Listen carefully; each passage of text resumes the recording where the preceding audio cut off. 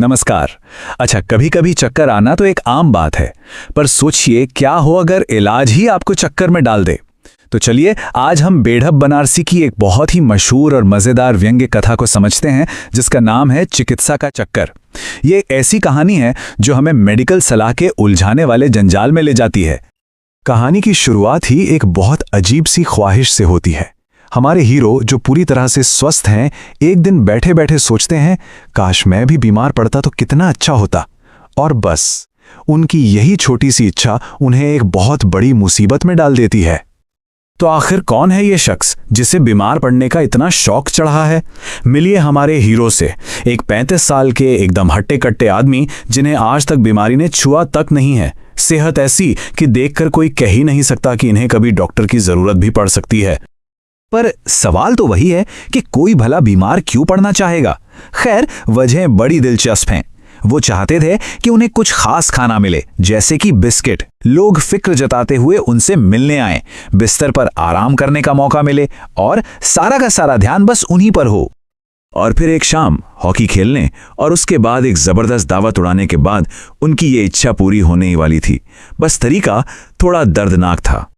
अब दावत में क्या था? भूख कम होने के बावजूद उन्होंने 12 पूड़ियां, आधा पाव मलाई और ऊपर से प्रसाद जी के यहां से आए 6 बड़े बड़े रसगुल्ले भी खा लिए। नतीजा, रात के 3 बजे पेट में ऐसा दर्द उठा जैसे कोई सुइयां चुभो रहा हो। और बस यहीं से शुरू होता है असली चिकित्सा का चक्कर, जिसमें हमारे हीरो एक के बाद एक अजीबोगरीब डॉक्टरों और वैद्यों के जाल में फंसते चले जाते हैं।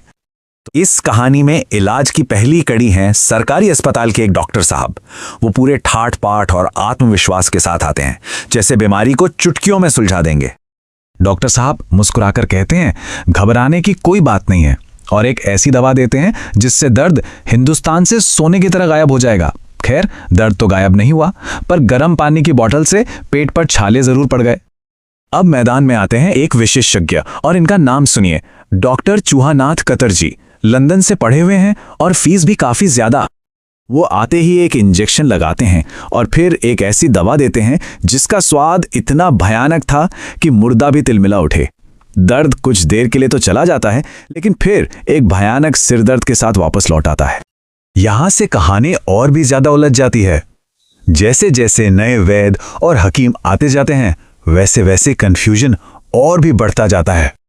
तो अब मॉडर्न मेडिसिन से हटकर मैदान में आते हैं एक आयुर्वेदिक वैद्य जी, और इनका इलाज करने का अंदाज तो एकदम ही निराला था। सोचिए, वैद्य जी पालकी पर सवार होकर आते हैं, वो भी पंचांग देखकर, ग्रहों की स्थिति जानने के बाद। 5 मिनट तक नब्ज देखते हैं और फिर ऐलान करते हैं कि ये वायु का प्रकोप है। उनके इलाज से दर्द में बस मामूली सी कमी ही आती है। अब आते हैं हकीम साहब, जिनकी वेशभूषा उनके इलाज की तरह ही काफी यादगार थी। हकीम साहब इतने दुबले पतले थे कि मानो उन्होंने अपनी सारी तंदुरुस्ती मरीजों में ही बांट दी हो। चिकन का कुर्ता और टोपी पहने वो अपनी ताजा दवाइयां देते हैं। नतीजा, दर्द तो कुछ कम हुआ, लेकिन शरीर में ऐसी कमजोरी आ गई कि उठना बैठना मुश्किल हो गया। और यहां आकर पूरा मामला और भी मजेदार हो जाता है। जरा देखिए, बीमारी एक पर इलाज 4 अलग अलग। कोई कह रहा है कि मामला गंभीर नहीं है, तो कोई सीधे अपेंडिसाइटिस बताकर डरा रहा है। किसी के लिए ये वायु का प्रकोप है, तो किसी के लिए कुछ और। मतलब यही है चिकित्सा का असली चक्कर। जब लग रहा था कि भाई इससे बुरा और क्या ही होगा, तभी कहानी अपने चरम पर पहुंचती है, जहां इलाज का सबसे बेतुका और सबसे महंगा तरीका सामने आता है। दोस्तों और रिश्तेदारों की सलाहों की तो जैसे बाढ़ आ जाती है।